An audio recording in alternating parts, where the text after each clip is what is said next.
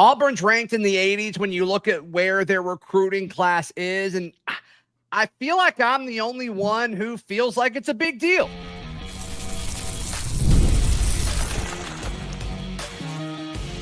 You are Locked On Auburn, your daily podcast on the Auburn Tigers. Part of the Locked On Podcast Network, your team every day.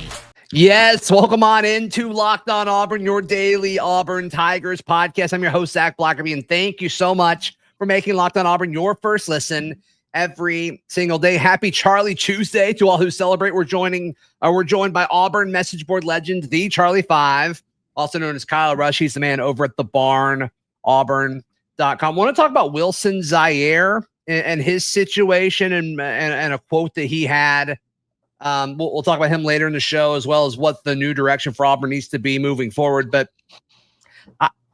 Kyle, I feel like I'm on an island. You and I talked about this a little bit Sunday night, where as we record this, looking at 247's rankings, Auburn is the 86th ranked recruiting class in the 2026 class rankings. And that's putting them around. Texas State is at 85, Tulsa at 84. It puts Auburn right ahead of San Jose State and Nevada is the tier that we're talking about when you see where Auburn is ranked. And I know a common message and motive and discussion throughout the Auburn, corner of the internet is, oh, if you just win, everything takes care of itself. This is a major hole that Auburn is in. And Hugh Freeze spoke last week saying he still believes that Auburn can finish as a top 10 class. I mean, that would be incredible. The run that they would do to do that, it'd be so fun to watch and, to ride that wave. But I just feel like I'm more concerned about this than other folks are. No, I get it. The only thing, what would make me more concerned is if I felt like it was nothing that could be fixed. Or nothing that could be corrected. So I thought for the longest time winning would cure it all. But now, after last week, I don't think winning has anything to do with it. I think it's all the whole conversation around how Auburn is handling this whole rev share versus NIL situation. To me, that's easily fixable. Now, what it takes for you to have to flip that switch or pivot, like what event has to happen for that to happen, I don't know what that is. But another thing is we're so low that when you add a player, you increase your spots exponentially. Like Jacques Wilkes, if you land Jacques Wilkes, you're going to jump a ton of spaces. You add what's a ton? Is it like 10ish? Like you're going to jump 10 spots at that point. Yeah, you're probably jumping 10 spots at a time over the next for the next several commits, because you got a bunch of commits. You got a bunch of guys that you're chasing right now that are highly ranked. You got Adam Balagun Ali is supposed to commit. I guess today's Tuesday. He's supposed to announce today. Auburn feels really good about him. So you add him and you add Jacques Wilkes, and you just see exponential jumps, whereas the teams that are at the top, they only increase obviously just a little bit because their classes are fuller. So that in and of itself is going to propel Auburn up into, a little bit more of a comfortable range. Yeah. But I don't think winning has a ton to do with it. I think once they see what they need to see on the recruiting trail, on the NIL perspective, one way or the other, it should be an easy pivot. Yeah, I agree with that. And it is a positive thing that, Auburn doesn't seem to have any answers on the recruiting trail. And then Freeze and Cohen talked publicly last week, and it's like, oh, okay. Like, that makes sense. And Freeze is out there saying that their offers to these kids are considerably less, way less than the opposition. And Cohen thinks that's going to work itself out. And even if it doesn't work itself out, you and I are under the assumption of, okay, well, if schools are going to, do things not by the rules that have been bestowed upon them, I'm not saying that they're cheating. I'm just saying that these are the rules that are rolled out there. We're playing by the rules, according to Cohen. Other schools aren't. And if nothing's going to be done when the other schools aren't playing by these specific rules, when we talk about these third-party NIL deals counting towards the cap, then okay, what's to stop Auburn from doing that? And if it truly is just money, because according to Freeze, he feels good about the relationships. And I believe him. I believe him, Kyle. And so if it truly is about the money that's being offered, I think Auburn has that money ready to go. Yeah, easily. They can make the right phone calls and everything. I think on the money side of it, it's just sort of on standby. Do we need it right now? Do we need it in what fashion do we need it in? I think it could be easily fixable just like that. And then, one of the narratives is always been, well, if Auburn goes into the season, they're going to have to flip too many players.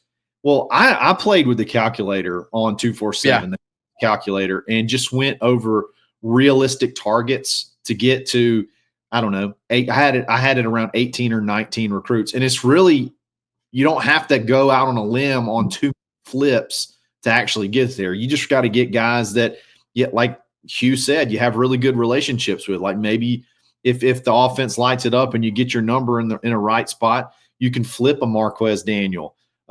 Ernest Rankin, you were close to getting him even before you were close to getting him from an NIL perspective. You weren't far off of Florida State even before this whole conversation was happening. So could you get it in a better spot there? Like, I don't think there's that many guys out there that you have to flip to really get up into that top 15 conversation, as many as you would think. And Auburn flipped 8. I mean, 8 guys is a lot.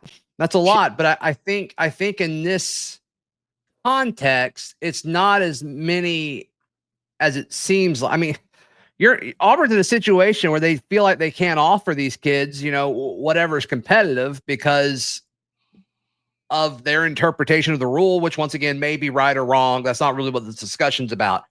But regardless, either other people are wrong and their offers aren't going to be able to be honored, or Auburn says, oh, okay, these rules that you rolled out aren't legit. You're not enforcing them.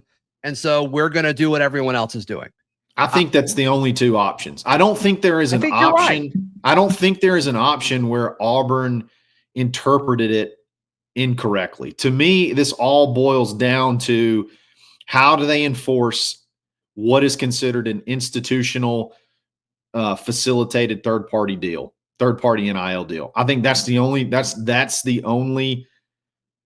what's going to drive this whole thing. I think it's either A, Auburn's right, or B, they're not going to enforce it. And then Auburn will then just start going and playing by the playbook that everybody else is doing. And then it's relationships and money at that point in time. And then winning can help as well. But right now, I think it's just a money thing.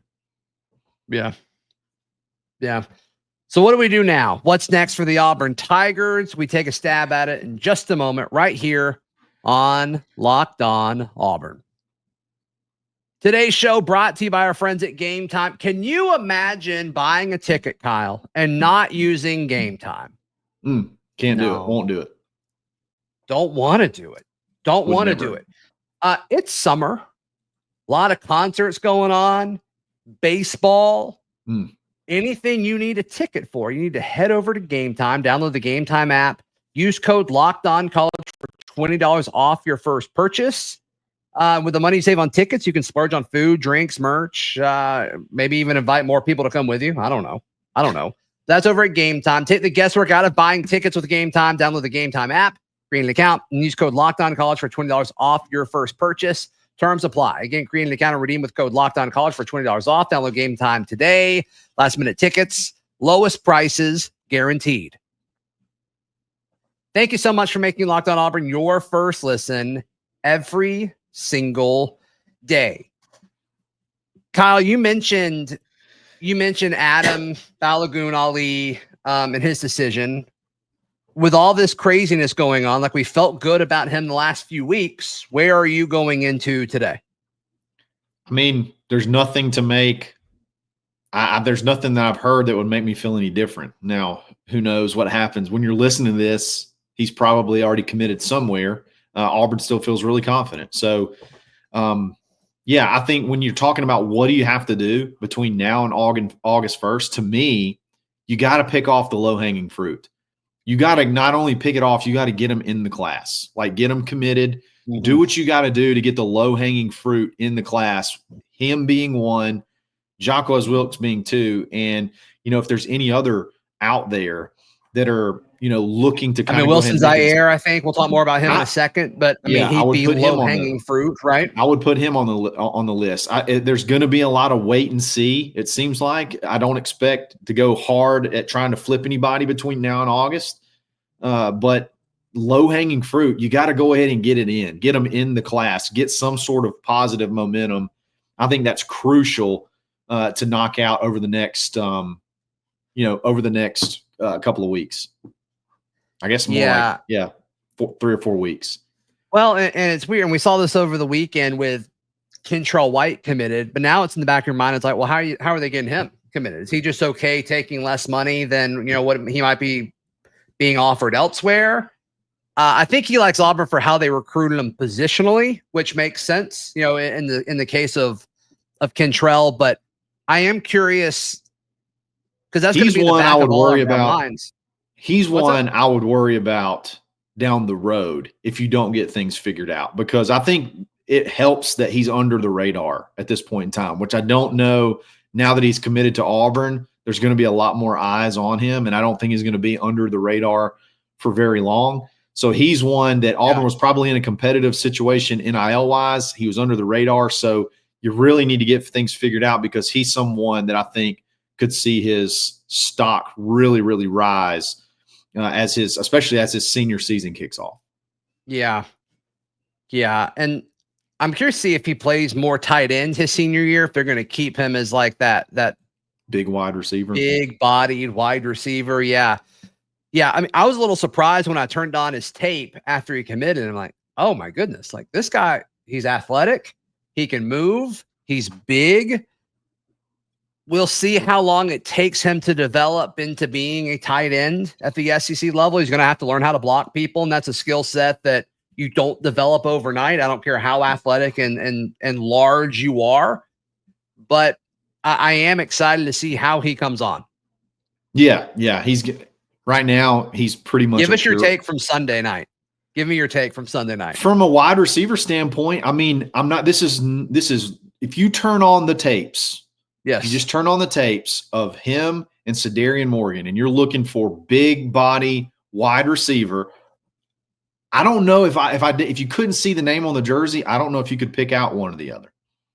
Wow. I'm serious. Look at the I've side. had 12 hours to digest that take, and I still didn't react well. I'm sorry. I mean, tell me where I'm wrong. I mean, I think catch radius is a big thing, and I think overall athleticism is a big thing.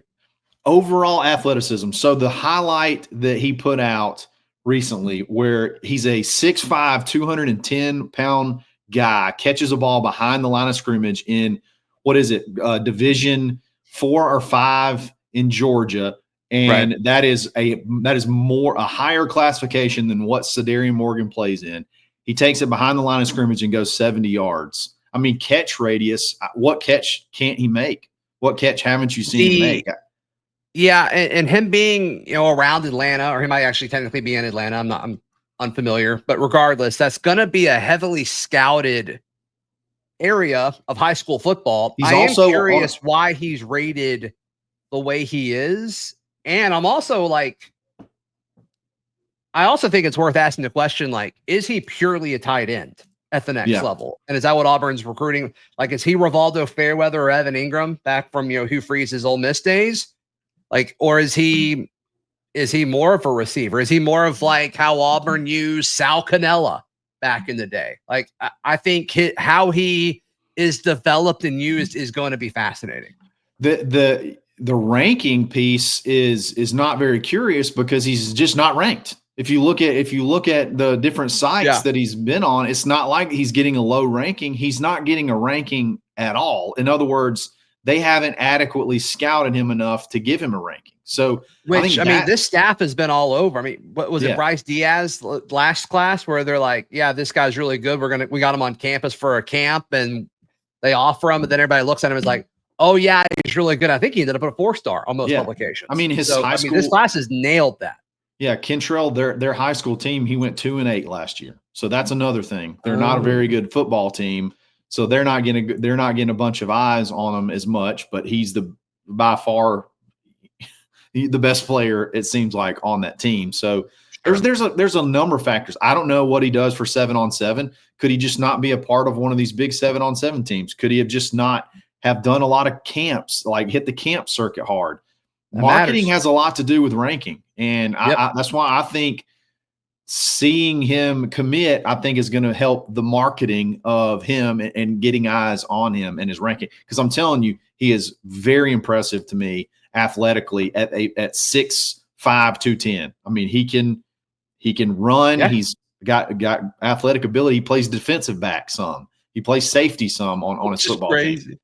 Yeah, returning kickoffs. Pick sixes. He can pretty much do it all at that size. Yeah. No, he's massive overall, just a solid football player. So Auburn needs to get more of those guys. Needs to get more of those guys. We listed a few. I mean, how do you feel about Goon, the linebacker? I mean, we talked about that. And then Jacques Wilkes. How do you feel about him currently? Jacques Wilkes, man, this is my thing. I think he's perfect for this class and perfect for what they need right now. And I know there's significant dates for these kids, like whether it be a family member. Does he have a date yet? He doesn't have a date yet. He doesn't. But there could be something where it's a family member's birthday or something like that. They always there's something that could go along the lines of why he wants to, commit when he wants to commit. But it seems like late July is when it is. But my thing is, man, every day that goes by and he's not committed, I just worry that someone could be getting in his ear before Auburn is ready to do what they got to do to get him committed. And my thing is with this one, you got to do what you got to do. You cannot get shut out of the state of Alabama top 10. I mean, I know you still got Hezekiah Harris, and that one is what it is too. So you just can't. You got to get him committed. You know what I mean? Like there's no reason for him not to be committed right now. Yeah. And then another guy that there's no reason to be committed, Wilson Zaire, needs to be committed to Auburn. And he had an interesting quote. We'll jump on that in just a moment right here on Locked On Auburn. Today's show brought to you by our friends at Kia Autosport of Columbus. Looking for your next ride located near Auburn? You're in luck. Just a short drive away in Columbus, Georgia, Kia Autosport of Columbus is bringing the heat with the Kia Summer Savings Event. It's going on right now. You can save up to $3,000 off MSRP on select 2025 Kia Sorento models, a versatile use SUV, perfect for road trips, family life, and everything in between. Several years ago, my family bought a Kia Sorento, and it's an incredible vehicle. So head over to get one yourself, a Kia Autosport of Columbus. If you're a Locked On Auburn listener, just ask for Chris Child and mention the show. You get an extra $500 off any new Kia. You're welcome. Head to Kia Autosport of Columbus, just off of Whittlesey Boulevard in Columbus, Georgia, or visit KiaAutosportColumbus.com to browse the full inventory and start saving today. Thank you so much for making Locked On Auburn your first listen every single day. Kyle Rush, Charlie 5, the man over at thebarnauburn.com. Wilson Zaire, the offensive tackle. I don't care where he's rated. Every elite program in college football is interested in his services. Obviously, his older brother played at Auburn a few years ago, Wilson Zaire. He had a quote recently, and I'm paraphrasing here. Kyle, if you have it in front of me, just start talking over me. But the gist of it was the kid in him wants to play at Auburn because he grew up as a fan, and he always envisioned himself and dreamed of playing and being an Auburn Tiger. But he's got to make the decision that's best for him. What does that mean? Does that mean, I need to look for like the best offer financially? Is that what's best for him? Is it, I want to be developed and get into the league, and that's what's best for him? I'm not sure.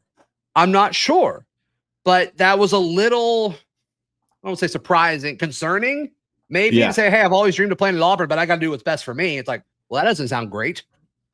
Yeah, he does say, and you basically nailed it. The kid in me likes Auburn because I hope to play there, but I have to make the best decision for me. He does say earlier that, and this is from rivals.com, that NIL is always going to be there, but it's not going to be the reason why I choose one of my schools. Like, you hear that a ton, but I mean, let's just be real. It's definitely to act like it's not a factor is crazy. Yeah. So when I think about what's best for him, his three schools are Auburn, Alabama, and Florida State.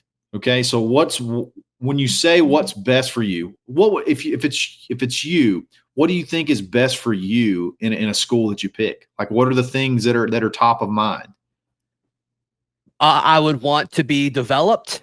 Sure. I would want to win. And I would want to get paid competitively. For sure. So the three people on his list, you got Alabama. So paid well. Obviously, that's probably going to be a check. Developed, I guess. Yeah. Sure. In the history would say yes. Don't really know how that's going to translate. I assume it's probably still going to be pretty decent under DeBoer. So that'd be a check. And what was the third one you said? Oh, winning. Yeah. Alabama's probably going to be got a pretty good chance to win a bunch of games. You got Florida State. Gus Malzahn is the offensive coordinator. Okay. Herb Hand is your own line coach. I'm sorry. That is not a good decision from a offensive tackle in a development spot. Like, if development's on your mind, I don't think there could be one worse. And he's not a come in and play right away kind of guy either. He's a guy who needs to be, developed for a year or two before he, sniffs playing time at a P4 level. And so him picking to play under Herb Hand makes no sense.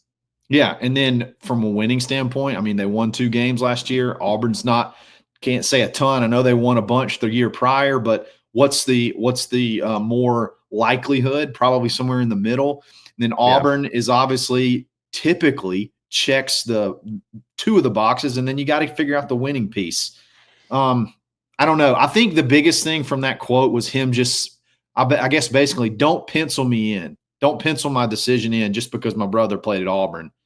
I'm going to make the best decision for me, and Auburn could be that best decision. I don't. That's kind of my interpretation of it. But it is interesting along a lot of the lines that we've been talking about. Is he saying, I'm not sure that it makes 100% financial sense for me to go to Auburn right now. I don't know if I don't know that that's exactly what he's saying, but with the conversation that's being had, that's got to be at least something to discuss. It's got to be at least something playing a part of it. Yeah. Yeah. Or he'd be committed, right? Yeah. Like if he was totally comfortable with everything happening around Auburn, he'd be committed. Exactly. And it's just so interesting how much of a nuisance, I guess is the word, pain Florida State has been throughout this recruiting cycle, where Auburn seems to be top 2 or 3 with a lot of guys, and they go to Florida State. You missed 3 in a row. You missed 3 kids in a row, basically. You've had a flip, and then you missed Devin. Yeah. Devin Carter. There was two that just went to Xavier Tiller, and then you missed Ernest Rankins. You missed 3 targets in a row where you had you played a part in it. And what do they offer? What can they offer that Auburn can't? Right now it seems like third-party NIL deals would be what they are offering that Auburn is not. That's what it feels like. And that's what's funny is because there was articles that are put out. I think Matt Zenith or someone put one out that was basically talking about how Florida State's throwing out money that doesn't exist, basically. But it's working now.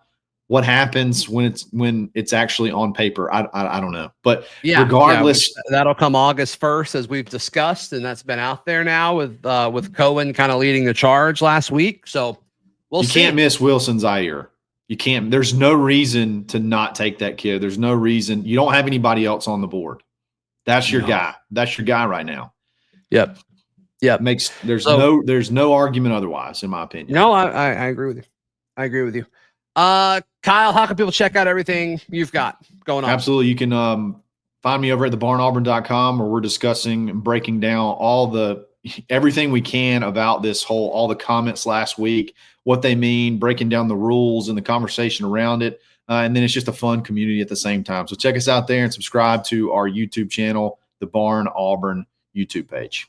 Yeah. Hey, please like the video. Please subscribe. And we will see you next time. This has been Locked On Auburn.